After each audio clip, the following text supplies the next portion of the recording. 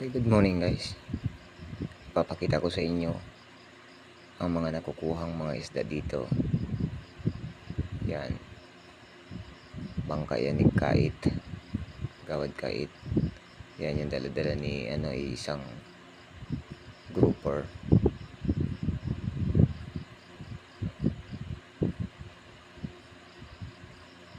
So, yan. Yung ibang bangka na dumaong na. Gusto kong i-flex yan sa inyo na dito sa amin sari-saring isda yung nakukuha.